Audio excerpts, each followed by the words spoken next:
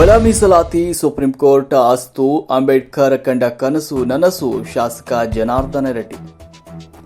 ಒಳ ಮೀಸಲಾತಿಗೆ ಸಂಬಂಧಿಸಿದಂತೆ ಸದಾಶಿವ ಆಯೋಗದ ವರದಿಯನ್ನ ಸುಪ್ರೀಂ ಕೋರ್ಟ್ ಮಾನ್ಯತೆ ಮಾಡುವುದರ ಮೂಲಕ ತೀರ್ಪು ನೀಡಿರುವುದು ಸಂವಿಧಾನ ಶಿಲ್ಪಿ ಡಾಕ್ಟರ್ ಬಿಆರ್ ಅಂಬೇಡ್ಕರ್ ಅವರು ಕಂಡ ಕನಸು ನನಸಾಗಿದೆ ಅಂತ ಶಾಸಕ ಜನಾರ್ದನ ರೆಡ್ಡಿ ಅವರು ಹೇಳಿದರು. ದಲಿತ ಪರ ಸಂಘಟನೆಗಳು ಹಾಗೂ ಇತರೆ ಒಳಪಂಗಡಗಳ ಸಮಾಜದ ಬಾಂಧವರು ನ್ಯಾಯಾಲಯದ ಆವರಣದ ಮುಂದೆ ಆಯೋಜಿಸಿದ್ದ ವಿಜಯೋತ್ಸವ ಸಮಾರಂಭವನ್ನು ಉದ್ದೇಶಿಸಿ ಅವರು ಮಾತನಾಡಿದರು.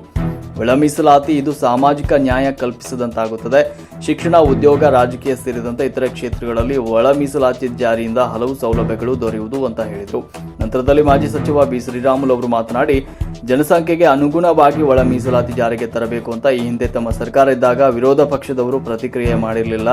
ವಾಲ್ಮೀಕಿ ಸಮಾಜಕ್ಕೆ 7% 8% ಮೀಸಲಾತಿಗಾಗಿ ಸಾಕಷ್ಟು ಹೋರಾಟ ನಡೆಸಿದ್ರೂ ಪ್ರಯೋಜನವಾಗಲಿಲ್ಲ. ಒಳ ಮೀಸಲಾತಿಗೆ ಸಂಬಂಧಪಟ್ಟಂತೆ ಕಳೆದ 30 ವರ್ಷದ ನಿರಂತರ ಹೋರಾಟಕ್ಕೆ ಗುರುವಾರದಂದು ಕಾನೂನು ಸಮರ್ಥನೆ ದೊರೆತಿದೆ ಅಂತ ಹೇಳಿದರು. ಸಂದರ್ಭದಲ್ಲಿ ಮಾಜಿ ಶಾಸಕರಾದ ಪರಣ್ಣ ಮುನವಳ್ಳಿ, ದಡೇಸು ಗುರು ಬಸವರಾಜ್ ಸೇರಿದಂತೆ ದಲಿತ ಪರ ಸಂಘಟನೆಗಳು ಮತ್ತು ನಾಯಕ ಸಮಾಜದ ಬಾಂಧವರು ಹಾಗೂ ಭಾರತೀಯ ಜನತಾ ಪಕ್ಷದ ಕಾರ್ಯಕರ್ತರು, ನಗರಸಭಾ ಸದಸ್ಯರು, ಒಳ ಪಂಗಡಗಳ ಸಮಾಜದ ಮುಖಂಡರು ಈ ಸಂದರ್ಭದಲ್ಲಿ ಪಾಲ್ಗೊಂಡಿದ್ದರು. ವರದಿ ಪಂಚಯ್ಯ ಹಿರೇಮಠ್. ಬಹಳಷ್ಟು ಇವತ್ತು ನಮ್ಮ ಹಿರಿಯರಾದಂತ ಮಾಜಿ ಮಂತ್ರಿ ಆದಂತ ಶ್ರೀರಾಮುಲು ಸಾಹೇಬರು, ನಮ್ಮ ಹಿರಿಯರಾದಂತ ಈ ಕ್ಷೇತ್ರ ಶಾಸಕರಾದ ಜನಾರ್ದನರವರು, ನಮ್ಮ ಮಾಜಿ ಶಾಸಕ ಪರಣ್ಣ ಸಾಹೇಬರು, ನಮ್ಮ ವಿಪಕ್ಷ ಪಾಲಕರು, ನಮ್ಮ ನಾಗರಾಜನವರು ಎಲ್ಲರೂ ಇವತ್ತು ಈ ಸಂಭ್ರಮ ನಾವು ಆಚರಣೆ ಮಾಡೋದು ನೋಡಿದ್ರೆ ಇದು ಬಹುದಿನದ ಬೇಡಿಕೆ. ಕನಿಷ್ಠ 30 ವರ್ಷದಿಂದ ಇವತ್ತು ಬಸವ ಕಲ್ಯಾಣದಿಂದ ಇವತ್ತು ಬೆಂಗಳೂರು ಪಾದಯಾತ್ರೆ ಮಾಡಿ ಹಲವಾರು ಇವತ್ತು ಬೆಳಗಾವಿಯಲ್ಲಿ ಬೆಂಗಳೂರಲ್ಲಿ ಔಷಧಿ ಟೈಮ್ ಇಡೀ ಸಮಾಜ ಹೋರಾಟ ಮಾಡಿದ್ದು ಏನಂದ್ರೆ ಇವತ್ತು ನಮ್ಮ ಅದೃಷ್ಟ ಅಂದ್ರೆ ಎಲ್ಲ ಅಂತಿದ್ದು ನನಗೆ ಸ್ವತಂತ್ರ ಬಂತು, ಸ್ವತಂತ್ರ ಭಾರತಕ್ಕಂತ ಎಲ್ಲರೂ ಅಂದ್ರೂ ಕೂಡ ಈ ತೆಲಂಗಾಣ ಧರ್ಮದಲ್ಲಿ ನಿಮ್ಗೆ ಸ್ವತಂತ್ರ ಸಿಕ್ಕಿದ್ದಿಲ್ಲ. ಮೀಸಲಾತಿ ಇತ್ತು, ಆದ್ರೆ ನಿಮ್ಗೆ ಸ್ವತಂತ್ರ ಆಡಳಿತ ಮಾಡಕ್ಕಂತ ಅವಕಾಶ ಇದ್ದಿಲ್ಲ. ಇವತ್ತೇನು ಹೈಕೋರ್ಟ್, ಸುಪ್ರೀಂ ಕೋರ್ಟ್ ಮಾಡಿದಂತ ಆದೇಶಕ್ಕೆ ನಾವೆಲ್ಲರೂ ಅಭಿನಂದನೆ ನೀಡಬೇಕಾಗ್ತದೆ. ಯಾಕಂದ್ರೆ ಈ ಸಂಭ್ರಮ ಇವತ್ತು 75 ವರ್ಷದಲ್ಲಿ ಇವತ್ತು ಸ್ವತಂತ್ರ ದಿನ ಆಗಸ್ಟ್ 15 ಗಾಂಧಿ ಮಕ್ಕಳು ಸಿಕ್ಕರ ಆಗಸ್ಟ್ 1 ಈ 2 ಧರ್ಮದಲ್ಲಿ ಸಿಕ್ಕತ್ತೆ ಅಂತ ಕೂಡ ನಾವು ಭಾವಿಸಬೇಕಾಗ್ತದೆ. ಹಂಗಾಗಿ ಬಹಳಷ್ಟು ಇವತ್ತು ನಮ್ಮ ಸರ್ಕಾರ ಇದ್ದಾಗ ನಮ್ಮ ಹಿರಿಯರಂತ ರಾಮಲಲ್ಲವರು ಹೇಳಿದ್ರು, ಮೀಸಲಾತಿ ಹೆಚ್ಚಾಗ್ಬೇಕಂದ್ರೂ ಕೂಡ 7% ನಮ್ಮ ಎಸ್ ಟಿ ಸಮಾಜಕ್ಕ 2% ಎಸ್ ಸಿ ಸಮಾಜಕ್ಕೆ ಅವತ್ತಿನ ಟೈಮ್ನಲ್ಲಿ ಕೂಡ ನಮ್ಮ ಬಿಜೆಪಿ ಸರ್ಕಾರದಾಗ ಹೆಚ್ಚು ಮಾಡಿದಂತ ಟೈಮು ಇವತ್ತು ಆ ಮೀಸಲಾತಿ ಇವತ್ತು ಈ 2 ಧರ್ಮಕ್ಕೆ ವರದಾನಾಗುತ್ತಂತ ಕೂಡ ನಾವು ಭಾವಿಸಬೇಕೈತೆ. ಹಂಗಾಗಿ ನಮ್ಮ ಬಂದಂತ ಎಲ್ಲ ಹಿರಿಯರಿಗೂ ಎಲ್ಲರಿಗೂ ಅಭಿನಂದನೆ ಹೇಳ್ತೀವಿ. ಅವ್ರಿಗೆ ಬಾಬಾ ಸಾಹೇಬ್ ಅಂಬೇಡ್ಕರ್ ಇವತ್ತೇನ ಸುಪ್ರೀಂ ಕೋರ್ಟ್ ಅಂತ ಮಾಡಿದ ಜಡರು ಕೂಡ ಚೆನ್ನಾಗಿ ಆರೋಗ್ಯ ಐಶ್ವರ್ಯ ಇರಲಿ, ಈ ಧರ್ಮಕ್ಕೆ ನ್ಯಾಯ ಕೊಡಿಸ್ತಂತ ಜಡದು ಸಾಹೇಬರು ಕೂಡ ಅವ್ರಿಗೆ ಅಭಿನಂದನೆ ಹೇಳ.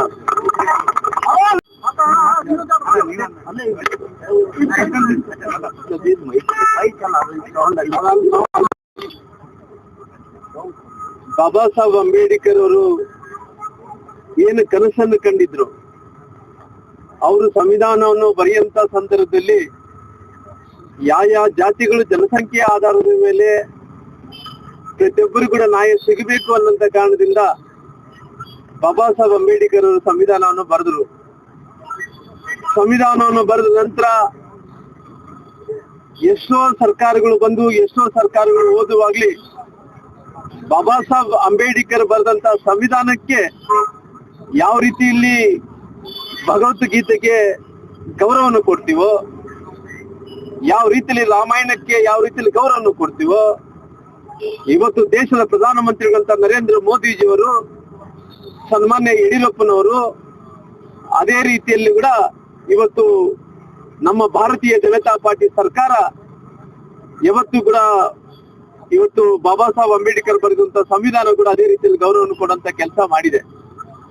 ಬಹುಶಃ ನಾನು ರಾಜಕೀಯವಾಗಿ ಭಾಷಣ ಮಾಡಕ್ ಹೋಗಲ್ಲ, ಯಾಕಂದ್ರೆ ಅವತ್ತಿನ ಸಂದರ್ಭದಲ್ಲಿ ಜನಾರ್ದನ್ ರೆಡ್ಡಿ ಅವರಾಗಿರ್ಬೋದು, ಪರಣ್ಣ ಮುನವಳ್ಳಿ ಆಗಿರ್ಬೋದು, ಇವತ್ತು ನಮ್ಮ ಸರ್ಕಾರ ಇರುವಂತ ಟೈಮಲ್ಲಿ ಒಳ ಮೀಸಲಾತಿಯನ್ನು ಜಾರಿ ತರುವಂತ ಕೆಲಸ ನಾವು ಮಾಡಿದ್ವಿ. ಅವತ್ತು ಮಾಡಿದಂತ ಸಂದರ್ಭದಲ್ಲಿ ಅನೇಕ ಮಂದಿ ಟೀಕೆಗಳು ಟಿಪ್ಪಣಿಗಳು ಮಾಡಿದ್ರು. ಆದ್ರೆ ಅವತ್ತಿನ ಪರಿಸ್ಥಿತಿಯಲ್ಲಿ ಈ ರೀತಿ ಒಳ ಮೀಸಲಾತಿ ಮಾಡೋದ್ರಿಂದ ಸುಮಾರಿಗೆ 3 ದಶಕಗಳಿಂದ ಅನೇಕ ಮಂದಿ ದಲಿತರು ಹೋರಾಟವನ್ನು ಮಾಡ್ತಾ ಇದ್ದಾರ. ಒಂದ್ ರೀತಿ ನಮಗೆ ಭೂಮಿ ಬೇಕು, ನಮಗೆ ವಾಕ್ ಸ್ವಾತಂತ್ರ್ಯ ಬೇಕು ಅನ್ನೋಂತ ಕಾರಣದಿಂದ ಅನೇಕ ಹೋರಾಟಗಳನ್ನ ಮಾಡ್ಕೊಂಡ್ ಬರ್ತಿದ್ರು ಕೂಡ ಯಾವುದೇ ಹೋರಾಟಗಳಿಗೆ ಹೋಗ್ಲಾಗ್ಲಿ ಅವ್ರೆಲ್ಲಾರು ಕೂಡ ಬೆಂಗಳೂರಿಗೆ ಹೋಗೋದು, ಪೊಲೀಸರ ಹತ್ರ ಹೊಡಿಯುತ್ತಿರೋದು, ಪುನಃ ಹೋರಾಟದಿಂದ ವಾಪಸ್ ಬರೋದೇ ಆಗ್ತಿತ್ತಾಗ್ಲಿ ಯಾರು ಕೂಡ ಹೋರಾಟಕ್ಕೆ ಶಕ್ತಿ ತುಂಬುವಂತ ಕೆಲಸ ಆಗ್ಲಿಲ್ಲ. ಅವತ್ತಿನ ಸಂದರ್ಭದಲ್ಲಿ ನಾನೇ ಕ್ಯಾಬಿನೆಟ್ ಅವತ್ತಿನ ಸಂದರ್ಭದಲ್ಲಿ ಸರ್ಕಾರ ಒಂದೇ ತೀರ್ಮಾನ ತಗೊಂಡು ಒಳ ಮೀಸಲಾತಿಯನ್ನು ತಂದಂತ ಟೈಮಲ್ಲಿ ಜನರಿಗೆ ಮುಟ್ಸೋಕಂತ ಆಗ್ಲಿಲ್ಲ, ಅದು ಬೇರೆ ಮಾತು. ಆದ್ರೆ ಎಲ್ಲೋ ಒಂದು ಕಡೆ ಮಾಡಿರೋದೇ ತಪ್ಪನಂತ ಒಂದು ಕೆಲವು ಮಂದಿ ಬುದ್ಧಿಜೀವಿಗಳು ಹೇಳಿದ್ರು. ಇವತ್ತು ನಮ್ಮೆಲ್ಲರ ಪೂಜ್ಯರ ಅಂತ ಡಾಕ್ಟರ್ ಬಾಬಾ ಸಾಹೇಬ್ ಅಂಬೇಡ್ಕರ್ ಅವರ ವಿಶೇಷವಾದಂತ ಒಂದು ಶಕ್ತಿಯ ಮುಖಾಂತರ ಇವತ್ತಿನ ಸಂವಿಧಾನವನ್ನು ರಚನೆ ಮಾಡಿದ್ರು. ಬಹಳ ದಿನಗಳಿಂದ ಹೋರಾಟ ಇತ್ತು, ಏನು ಒಳ ಮೀಸಲಾತಿ ಸಿಗಬೇಕನ್ನುವಂತ ಅನೇಕ ವರ್ಷಗಳಿಂದ ಹೋರಾಟದ ಮುಖಾಂತರ ಇವತ್ತು ಸುಪ್ರೀಂ ಕೋರ್ಟ್ ಒಂದು ಒಳ್ಳೆಯ ನಿರ್ಣಯವನ್ನು ತೆಗೆದುಕೊಳ್ಳೋದ್ರ ಮುಖಾಂತರ ಇಡೀ ಜನರಿಗೂ ಸಹಿತ ಒಂದು ಒಳ್ಳೆಯ ಸಂತೋಷ ಸುದ್ದಿಯನ್ನು ಕೊಟ್ಟಿದೆ. ಎಲ್ಲರಿಗೂ ಸಮಾನತೆಯನ್ನು ಕೊಡಬೇಕನ್ನುವಂತ ದೃಷ್ಟಿಯಿಂದ ಇವತ್ತು ಒಳ ಮೀಸಲಾತಿ ಸುಪ್ರೀಂ ಕೋರ್ಟ್ ನಿಂದ ಆದೇಶ ಆಗಿದೆ. ನಿಜವಾಗಿ ಬಹಳ ಸಂತೋಷ. ಬಹಳ ವರ್ಷಗಳ ಹೋರಾಟದ ಫಲವಾಗಿ ಇವತ್ತು ಜಯ ದೊರಕಿದ್ದು ನಮಗೆಲ್ಲರಿಗೂ ಸಂತೋಷ ಅನ್ನುವಂತ ಮಾತನ್ನು ಸಹಿತ ಈ ಸಂದರ್ಭದಲ್ಲಿ ಹೇಳೋದ್ರ ಜೊತೆಗೆ ವಿಶೇಷವಾಗಿ ಡಾಕ್ಟರ್ ಬಾಬಾ ಸಾಹೇಬ್ ಅಂಬೇಡ್ಕರ್ ಸಂವಿಧಾನ ಶಿಲ್ಪಿಗಳಾಗಿ ಶಿಕ್ಷಣ ಕ್ಷೇತ್ರದಲ್ಲಿ ತಮ್ಮನ್ನೇ ತಾವು ತೊಡಗಿಸಿಕೊಳ್ಳೋದ್ರ ಮುಖಾಂತರ ಒಂದು ದೇಶಕ್ಕೆ ದೊಡ್ಡ ಶಕ್ತಿ ನೀಡಿದಂತ ದೊಡ್ಡ ವ್ಯಕ್ತಿ ಅಂದ್ರೆ ಡಾಕ್ಟರ್ ಬಾಬಾ ಸಾಹೇಬ್ ಅಂಬೇಡ್ಕರ್ ಅನ್ನುವಂತ ಮಾತನ್ನು ಬಹಳ ಸಂತೋಷದಿಂದ ಹೇಳಬೇಕಾಗ್ತದೆ. ಇವತ್ತೆಲ್ಲರೂ ಸಹಿತ ಸಂತೋಷನ ಆಚರಣೆ ಮಾಡೋದ್ರ ಜೊತೆಗೆ ಅವರ ಒಂದು ಮಾರ್ಗದರ್ಶನ ಶೈಕ್ಷಣಿಕವಾಗಿ, ಸಾಮಾಜಿಕವಾಗಿ, ಧಾರ್ಮಿಕವಾಗಿ ನಾವೆಲ್ಲರೂ ಬೆಳೆಯೋಣ ಅನ್ನುವಂತ ಮಾತನ್ನು ಹೇಳಿ ಅದೇನು ಆಗಮಿಸುವಂತ ಎಲ್ಲರಿಗೂ ಸಹಿತ ವಿಶೇಷವಾದಂತಹ ಅಭಿನಂದನೆಗಳು ಸಲ್ಲಿಸಿ ಧನ್ಯವಾದ ಮಾತು ಮುಗಿಸ್ತದೆ. ಆದೇಶ ಏನು ಬಂದಿದೆ, ಆದೇಶ ಬಂದ ನಂತರ ಆದೇಶ ಜನರೆಲ್ಲ ಬಹಳಷ್ಟು ಎಕ್ಸಲೆಂಟ್ ಆದೇಶ ಬಂದಿದೆ ನಂತರ ಜನರು ಎಕ್ಸ್ಟ್ರಾರ್ಡಿನರಿ ಮತ್ತೆ ಎಕ್ಸಲೆಂಟ್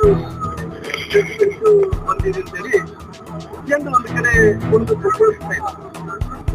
ಯಾಕಂದ್ರೆ ನಾನು ಬಹಳಷ್ಟು ರಾಜಕಾರಣ ವಿಚಾರ ಬಂದಂತ ಟೈಮಲ್ಲಿ ಬಾಬಾ ಸಾಹೇಬ್ ಅಂಬೇಡ್ಕರ್ ಅವ್ರನ್ನ ಬಹಳಷ್ಟು ಮಂದಿ ರಾಜಕಾರಣಿಗಳು ಬಳಸ್ತಿದ್ದಾರೆ. ಬಾಬಾ ಸಾಹೇಬ್ ಅಂಬೇಡ್ಕರ್ ಅವರು ಅವ್ರ ಜೀವನವನ್ನೇ ತ್ಯಾಗವನ್ನು ಮಾಡಿದ್ರು. ಅವ್ರ ಜೀವನವನ್ನೇ ಮುಡುಪಾಗಿ ಕೆಲ ಸಮುದಾಯಗಳ ಪರವಾಗಿ ಒಂದ್ ರೀತಿ ದಾರಿ ಎಳೆದು ಹೋಗಿ ಅವ್ರ ಜೀವನವನ್ನೇ ಸಮರ್ಪಣೆ ಮಾಡಿದ್ರು. ನಂತರ ದಿನಗಳಲ್ಲಿ ಅನೇಕ ಮಂದಿ ಬಾಬಾ ಸಾಹೇಬ್ ಅಂಬೇಡ್ಕರ್ ಅವರಿಗೆ 10% ಮೀಸಲಾತಿ ಜಾಸ್ತಿ ಮಾಡಬೇಕು, ಪರಿಶಿಷ್ಟ ವರ್ಗಕ್ಕೆ ವಾಲ್ಮೀಕಿಗೆ 3ರಿಂದ 7% ಮೀಸಲಾತಿ ಮಾಡಬೇಕು. ಅವತ್ತಿನ ಸಂದರ್ಭದಲ್ಲಿ ಯಾರು ಕೂಡ ಯೋಚನೆ ಮಾಡಲಿಲ್ಲ. ಕೇವಲ ಚುನಾವಣೆಗಳು ಬಂದ್ರೆ ಈ ಸಮುದಾಯಗಳ ಮತಗಳು ಹೆಂಗ್ ಪಡ್ಕೋಬೇಕಂತ ಪ್ರಯತ್ನ ಮಾಡಿದ್ರಾಗ್ಲಿ ಯಾರು ಕೂಡ ಮೀಸಲಾತಿ ಜಾಸ್ತಿ ಮಾಡೋಂತ ಕೆಲಸ ಮಾಡಲಿಲ್ಲ. ಅವತ್ತಿನ ಸಂದರ್ಭದಲ್ಲಿ ಒಂದು ತೀರ್ಮಾನವನ್ನು ತಗೊಂಡು ಪರಿಶಿಷ್ಟ ಜಾತಿಗಳಿಗೆ 15ರಿಂದ 17% ಮೀಸಲಾತಿ ಮಾಡಿದ್ವಿ. ಇವತ್ತು ಪರಿಶಿಷ್ಟ ವರ್ಗಗಳಿಗೆ ವಾಲ್ಮೀಕಿ ಸಮುದಾಯಗಳಿಗೆ 3ರಿಂದ 4% ಜಾಸ್ತಿ ಮಾಡಿ 7% ಮೀಸಲಾತಿ ಕೊಟ್ಟು ಅದೊಂದು ಎಕ್ಸ್ಟ್ರಾರ್ಡಿನರಿ ಒಂದು ಮೀಸಲಾತಿ ಜಾಸ್ತಿ ಮಾಡುವಂತ ಕೆಲಸ ಮಾಡಿದ್ವಿ. ಅದೇ ಸಮಯ ಕಾಲದಲ್ಲಿ ಕೂಡ ಅವತ್ತು ಒಳ ಮೀಸಲಾತಿನ ನಾವೇ ಜಾರಿ ತಂದ್ವಿ. ಅವತ್ತಿನ ಸಂದರ್ಭದಲ್ಲಿ ಬಹಳಷ್ಟು ಒತ್ತಡಗಳಂದ್ರೆಗಿನ ಒಳ ಮೀಸಲಾತಿ ಕೆಲವೊಂದು ಬೇರೆ ಬೇರೆ ಕಾರಣಗಳಿಂದ ರಾಜಕಾರಣದಲ್ಲಿ ಅವ್ರಿಗೆ ಯಾರು ಅಂತೇಳಿ ಹೇಳಕ್ ಹೋಗಲ್ಲ. ಇದು ಆಗ್ಲೇಬಾರ್ದು ಅಂತೇಳಿ ಕೆಲವು ಮಂದಿ ಕುಂತಂತ ಟೈಮಲ್ಲಿ ಅದು ಆಗ್ಲೇಬೇಕು. ರಾಜಕೀಯವಾಗಿ ನಷ್ಟ ಆಗುತ್ತೆ ಅಂತ ಹೇಳಿ ರಾಜಕೀಯವಾಗಿ ನಷ್ಟ ಆದ್ರೆ ಪರವಾಗಿಲ್ಲ. ಬಾಬಾ ಸಾಹೇಬ್ ಅಂಬೇಡ್ಕರ್ ಸೋತೋಗಿದಾರ. ಸಂವಿಧಾನ ಬರೆದಂತ ಬಾಬಾ ಸಾಹೇಬ್ ಅಂಬೇಡ್ಕರ್ನ ಸೋಲ್ಸಾರ. ಇವತ್ತು ಇನ್ನೊಬ್ಬ ಬಾಬಾ ಸಾಹೇಬ್ ಅಂಬೇಡ್ಕರ್ ಅಂತ ಹೆಲ್ತಿ ಅವ್ರನ್ನ ಸೋಲ್ಸಾರ. ಬಹುಶಃ ರಾಮುಲು ಅಂತ ವ್ಯಕ್ತಿ ಬಹಳಷ್ಟು ಮಂದಿ ಕೆಲ ಸಮುದಾಯಗಳ ನಾಯಕರು ಭಾರತೀಯ ಜನತಾ ಪಾರ್ಟಿ ಇದ್ದು ಕೂಡ ಸೋತಿ ಬಂದ್ರಿಗಿನ ಮೀಸಲಾತಿ ಒಳ ಮೀಸಲಾತಿ ಕೊಟ್ಟಿದ್ದಕ್ಕೋಸ್ಕರವಾಗಿ ಅವತ್ತಿನ ಸಂದರ್ಭದಲ್ಲಿ ನಾವೆಲ್ಲರೂ ಕೂಡ ಸೋತಿದ್ವಿ. ಜನರಿಗೆ ಗೊತ್ತಾಗಿಲ್ಲ. ಇವತ್ತು ಜನರಿಗೆ ಇವತ್ತು ಸುಪ್ರೀಂ ಕೋರ್ಟ್ ಏನಾಗಿದೆ, ಇವತ್ತು ಒಳ ಮೀಸಲಾತಿಯನ್ನು ಒಂದು ಎಕ್ಸ್ಟ್ರಾರ್ಡಿನರಿ ಜಡ್ಜ್ಮೆಂಟ್ ಅನ್ನು ಕೊಡೋದ್ರ ಮೂಲಕ ಇವತ್ತು ಮಾಡಿರೋದು ಕರೆಕ್ಟ್ ಅನ್ನಂತ ಒಂದು ಜಡ್ಜ್ಮೆಂಟ್ ಕೊಡೋದ್ರ ಮೂಲಕ ಇವತ್ತು ಜನರಿಗೆ ಗೊತ್ತಾಗ್ತಾ ಇದೆ. ಅವತ್ತು ಸರ್ಕಾರಗಳು ಅವತ್ತು ಮಾಡಿದಂತ ಒಳ್ಳೆ ಕೆಲಸ ಇವತ್ತು ರಾಜಕೀಯ ಪಕ್ಷಗಳು ಬಾಬಾ ಸಾಹೇಬ್ ಅಂಬೇಡ್ಕರ್ ಬಳಸಿದಂತೆ ಬಾಬಾ ಸಾಹೇಬ್ ಅಂಬೇಡ್ಕರ್ ಕೊಟ್ಟಂತ ಮೀಸಲಾತಿ ಕೊಳ್ಳಾರದಂತೆ ಬಳಸ್ಕೊಂಡು ನಾವು ಒಳ ಮೀಸಲಾತಿ ಕೊಟ್ಟಿದ್ದು ತಪ್ಪು ಅಂತೇಳಿ ನಮ್ಮ ಮೇಲೆ ಅಪಪ್ರಚಾರ ಮಾಡಿ ನಮ್ನೆಲ್ಲರೂ ಕೂಡ ತೋರಿಸಂತ ಕೆಲಸ ಮಾಡಿದ್ರು. ಜನರು ಇವತ್ತು ಜಾಗೃತ ಆಗಿದಾರ. ಹಂಗಾಗಿ ಇವತ್ತು ಎಂತ ಪರಿಸ್ಥಿತಿಗಳು ಬಾಬಾ ಸಾಹೇಬ್ ಅಂಬೇಡ್ಕರ್ಗೆ ಗೌರವವನ್ನು ಕೊಡುವಂತ ಕೆಲಸ, ಭಗವದ್ಗೀತೆಗೆ ಎಷ್ಟು ಆದ್ಯತೆಯನ್ನು ಕೊಡ್ತಾರೋ, ರಾಮಾಯಣಕ್ಕೆ ಎಷ್ಟು ಆದ್ಯತೆಯನ್ನು ಕೊಡ್ತಾರೋ ಅದೇ ರೀತಿಯಲ್ಲಿ ಬಾಬಾ ಸಾಹೇಬ್ ಅಂಬೇಡ್ಕರ್ ಬರೆದಂತ ಸಂವಿಧಾನ ಕೂಡ ಅಷ್ಟು ಗೌರವನ ಆದ್ಯತೆಯನ್ನು ಕೊಟ್ಟಂತ ಏಕೈಕ ವ್ಯಕ್ತಿ ದೇಶದ ಪ್ರಧಾನಮಂತ್ರಿಗಳಂತ ನರೇಂದ್ರ ಮೋದಿಜಿಯವರು. ಹಂಗಾಗಿ ಮುಂದಿನ ದಿನಗಳಲ್ಲಿ ಈ ಸಮುದಾಯ ಇವತ್ತು ಎಷ್ಟು ಎಲ್ಲಿ ಹೋದ್ರೆ ಕೂಡ ನಾನು ನೋಡ್ತಾ ಇದ್ದೀನಿ. ಬೆಳಗ್ಗಿಂದ ನಾನು ಬಳ್ಳಾರಿ ಜಿಲ್ಲೆಯಿಂದ ಕೊಪ್ಪಳ ಈ ಕಡೆ ಎಲ್ಲ ಕೂಡ ಅಡ್ಡಾಡುವಂತ ಟೈಮಲ್ಲಿ ಇವತ್ತು ಎಲ್ಲರೂ ಕೂಡ ಸಂತೋಷದಿಂದ ಜನಾರ್ದನ್ ರೆಡ್ಡಿ ಅವರು ನನ್ನ ನೆರಾವಳಿ ಬಂದಿದೆ, ರಾಮ್ನವ್ರಿಗೆ ನೀವು ಬರಲೇಬೇಕು ಅಂತೇಳಿ ಜನಾರ್ದನ್ ರೆಡ್ಡಿ ಅವರು ಮತ್ತು ನಂತರ ದಳೇಶ್ವರ ಬಸವರಾಜ್ ಅವರು ನಮ್ಮೆಲ್ಲ ಹಿರಿಯರು ಬಂದು ನನಗೆ ಇವತ್ತು ಈ ಕಾರ್ಯಕ್ರಮದಲ್ಲಿ ಭಾಗವಹಿಸುವಂತ ಅವಕಾಶ ಮಾಡಿಕೊಟ್ಟಿದ್ರ ನನಗೆ ಬಹಳಷ್ಟು ಹಾಲು ಕೊಡುವಂತ ಸಂತೋಷ ಇವತ್ತು. ನಾವು ಮಾಡಿದಂತ ಕೆಲಸ ಇವತ್ತು ಜನರ ಸಲುವಾಗಿ, ಈ ಸಮುದಾಯಗಳ ಸಲುವಾಗಿ ಅವ್ರು ಏನ್ ಸುಪ್ರೀಂ ಕೋರ್ಟ್ ಇವತ್ತು ಎಕ್ಸ್ಟ್ರಾರ್ಡಿನರಿ ಜಡ್ಜ್ಮೆಂಟ್ ಕೊಟ್ಟಿದನೋ, ಇದು ನಾನು ಕೋರ್ಟಿನ ಎಲ್ಲ ದಲಿತ ಮಹಿಳೆಯರಿಗೆ ಕಬ್ಬಿನ ಹಾಲು ಕೂಡ ಕೊಡ್ತೀವಿ. ಹಂಗಾಗಿ ನಮ್ಮ ದಲಿತ ಮಹಿಳಾ ಕಬ್ಬಿನ ಹಾಲು ಕೂಡ ಕೊಡಿಸುವಂತ ಕೆಲಸ ಮಾಡಿದ್ದಾರೆ. ಹಂಗಾಗಿ ವಿಶೇಷ ಜನಾರ್ದನ್ ರೆಡ್ಡಿ ಅವರಿಗೆ ನಾನು ಅಭಿನಂದನೆಗಳು ಕೂಡ ನಾನು ಸಲ್ಲಿಸ್ತೇವೆ. ಜಾರಿ ಮಾಡಲ್ಲ, ಬಿಜೆಪಿ ಚುನಾವಣೆ ಗಿಮಿಕ್ ಮಾಡ್ತಾರೆ ಅಂತ ಹೇಳಿ ಕಾಂಗ್ರೆಸ್ ಅವರು ಆರೋಪ ಮಾಡಿದ್ರು ನೀವು ಒಳ ಮೀಸಲಾತಿ ಜಾರಿ ಸಂದರ್ಭದಲ್ಲಿ. ಸುಪ್ರೀಂ ಕೋರ್ಟ್ ಅವ್ರಿಗೆ ಬೆಂಬಲ ಕೊಟ್ಟಿದ್ರು, ಏನ್ ಹೇಳ್ತೀವಿ ಸರ್? ನಾನು ಇಷ್ಟೇ ರೀ, ನೋಡ್ರಿ, ಬಾಬಾ ಸಾಹೇಬ್ ಅಂಬೇಡ್ಕರ್ ಅವ್ರನ್ನ ಇಷ್ಟು ದಿನಗಳ ಕಾಲ ಮುಂದೆ ಅರ್ಥ ಮಾಡಿಕೊಳ್ರಿ. ಬಾಬಾ ಸಾಹೇಬ್ ಅಂಬೇಡ್ಕರ್ ಅವ್ರನ್ನ ಬಳಸಿಕೊಂಡು ಸುಳ್ಳು ಅಪಪ್ರಚಾರ ಮಾಡೋಂತ ವಿಚಾರದಲ್ಲಿ ಬಹಳಷ್ಟು ದೊಡ್ಡ ವ್ಯಕ್ತಿಗಳು ಅವರು.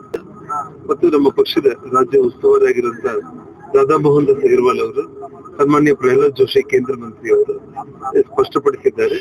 3ನೇ ತಾರೀಕು ಎಲ್ಲರೂ ಕೂಡ ಒಗ್ಗಟ್ಟಾಗಿ, ಯಾಕಂದ್ರೆ ಒಂದೇ ಒಂದು ಜೆಡಿಎಸ್ ಪಕ್ಷದಲ್ಲಿ ಈ ನೆರೆ ಇರುವಂತ ಈ ಸಂದರ್ಭದಲ್ಲಿ, ಮಳೆ ಜೋರಾಗಿರುವಂತ ಸಂದರ್ಭದಲ್ಲಿ ಇದು ಸರಿಯಾದ ಸಮಯನ ಅನ್ನುವಂತ ಒಂದು ಸಂಶಯ ಅವರಲ್ಲಿ ಇತ್ತು.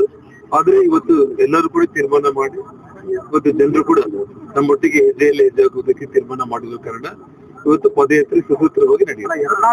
ಯತ್ನಾಳ್ ಅವರು ಒಂದ್ ಕಡೆ ಸೈಡ್ಲೈನ್ ಹೊಡಿತಾ ಇದ್ದಾರೆ, ತಮ್ಮ ಪಕ್ಷದ ನಾಯಕರ ವಿರುದ್ಧನೇ ಬಹಿರಂಗವಾಗಿ ಆರೋಪ. ಈಗಾಗಲೇ ಶ್ರೀರಾಮುಲು ಅವರು ಒಂದು ಮಾತು ಕಾಟಿಗೆಯಲ್ಲಿ ಮಾಧ್ಯಮ ಸ್ನೇಹಿತರು ಒಂದು ಮಾತನ್ನ ಹೇಳಿದ್ದಾರೆ. ಅದೇ ಮಾತನ್ನ ನಾನು ಹೇಳಿ ಬಯಸ್ತೇನೆ. ನಾವೇನಿದ್ರು ಕೂಡ ಪಕ್ಷದ ನಿಷ್ಠಾವಂತ ಕಾರ್ಯಕರ್ತರು, ಪಕ್ಷದ ನಿರ್ದೇಶನ, ರಾಜ್ಯಾಧ್ಯಕ್ಷರು, ಕೇಂದ್ರ ವರಿಷ್ಠರು ಅವ್ರ ತೀರ್ಮಾನ ಏನಿದೆ ಅದರಂತೆ ಸಾಮಾನ್ಯ ಕಾರ್ಯಕರ್ತರಂತೆ ಅದನ್ನ ನಾವು ಅದರಲ್ಲಿ ಪಾಲ್ಗೊಳ್ಳೋದೊಂದು ಬಿಟ್ರೆ ಬೇರೆಯವ್ರ ವಿಚಾರದಲ್ಲಿ ನಾವೇನು ಬಹಿರಂಗ ಅಸಮಾಧಾನಗಳ ಪಕ್ಷಕ್ಕೆ ಹಿನ್ನಡೆ ಆಗಬೇಕು, ಏನೂ ಆಗಿಲ್ಲ. ಅದ್ರ ಬಗ್ಗೆ ನಾವು ಚರ್ಚೆ ಮಾಡೋದೇ ಅವಶ್ಯಕತೆ ಇಲ್ಲ. ಪ್ರತ್ಯೇಕ ಸಭೆಯನ್ನು ಕೂಡ ಮಾಡಿದ್ದಾರೆ.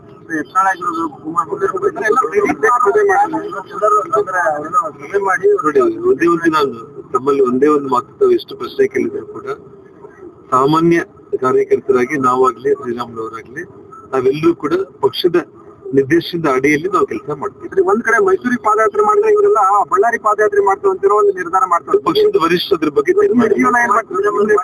ಪಕ್ಷದ ಹಿರಿಯರು ಅದ್ರ ಬಗ್ಗೆ ತೀರ್ಮಾನ. ಬಳ್ಳಾರಿಗ ತಮ್ಮದು ರಾಮುಲು ಅವರು, ಜನಾರ್ದನ್ ರೆಡ್ಡಿ ಅವರು ನಿಮ್ಮ ಜಿಲ್ಲೆಗೆ ಪಾದಯಾತ್ರೆ ಮಾಡ್ತೀವಿ ಅವ್ರ ಉದ್ದೇಶ ಒಂದಾಗಿರ್ಬೋದು. ವಾಲ್ಮೀಕಿ ಹಗರಣ ಮಾಡಿರೋದ್ರಲ್ಲಿ ಪ್ರಮುಖ ಪಾತ್ರ ಅಕ್ಯೂಸ್ಡ್ ಆರೋಪಿ ನಾಗೇಂದ್ರ ಅವರು ಆಗಿರೋ ಕಾರಣ ಆ ರೀತಿ ಅವ್ರು ಯೋಚನೆ ಮಾಡಿರ್ಬೋದು. ಹಾಗಾಗಿ ಅದನ್ನ ಪಕ್ಷದ ವರಿಷ್ಠರು ತೀರ್ಮಾನ ಮಾಡಿದ್ದಾರೆ. ಪಕ್ಷ ಏನ್ ತೀರ್ಮಾನ ಮಾಡುತ್ತೆ ಅದೇ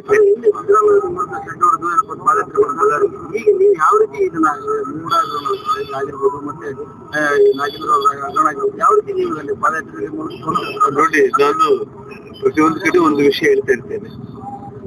ನಾವು ಯಾವುದೇ ಒಂದು ವಿಷಯದಲ್ಲಿ ಭಗವಂತ ನಮ್ಮನ್ನು ಕ್ಷಮಿಸಬಹುದು, ಯಾರಾದ್ರೂ ಒಂದು ತಪ್ಪು ಮಾಡಿದ್ರೆ. ಆದ್ರೆ ಕರ್ಮ ನಮ್ಮನ್ನ ಬಿಡಲ್ಲ. ಅರ್ಥ ಆಯ್ತಾ? ಕರ್ಮ ಯಾರನ್ನ ಬಿಡಲ್ಲ. ನಾವು ತಪ್ಪು ಮಾಡಿದ್ರೆ ದೇವರು ಕ್ಷಮಿಸ್ತಾನೆ, ಆದ್ರೆ ನಮ್ಮ ಕರ್ಮ ನಮ್ಮನ್ನ ಹಿಂಬಾಲಿಸುತ್ತೆ. ಹಾಗಾಗಿ ಇವತ್ತು ಈ ರಾಜ್ಯದ ಮುಖ್ಯಮಂತ್ರಿಗಳು ಹಗರಣದಲ್ಲಿ ಅವ್ರು ಸಿಲುಕಾಕೊಂಡಿದ್ದಾರೆ. ನಾನು ಈ ಹಿಂದೆ ಕೂಡ ಹೇಳಿದೆ, ನಾನು ಗೌರವದಿಂದ ಈ ಇಳಿ ವಯಸ್ಸಲ್ಲಿ ಕೊನೆ ಗಳಿಗೆಯಲ್ಲಿ ಈ ರಾಜ್ಯದ ಮುಖ್ಯಮಂತ್ರಿಯಾಗಿ ಅವ್ರ ಕಪ್ಪು ಚುಕ್ಕಿಯನ್ನ ಮತ್ತೆ ಅವರು ಒಂದು ರಾಜಕೀಯ ಜೀವನದಲ್ಲಿ ಅವರು ಬರಮಾಡ್ಕೊಳ್ಳೋದಕ್ಕಿಂತ ಕೂಡ ಅವರು ಸ್ವಚ್ಛಂದವಾಗಿ ರಾಜೀನಾಮೆಯನ್ನು ಕೊಟ್ಟು ಇವತ್ತು ತನಿಖೆಯನ್ನು ಎದುರಿಸುವಂತ ಒಂದು ಪ್ರಾಮಾಣಿಕ ಪ್ರಯತ್ನ ಅವ್ರು ಮಾಡಿದ್ರೆ ಇತಿಹಾಸ ಪುಟದಲ್ಲಿ ಅವ್ರು ಉಳಿತಾರೆ.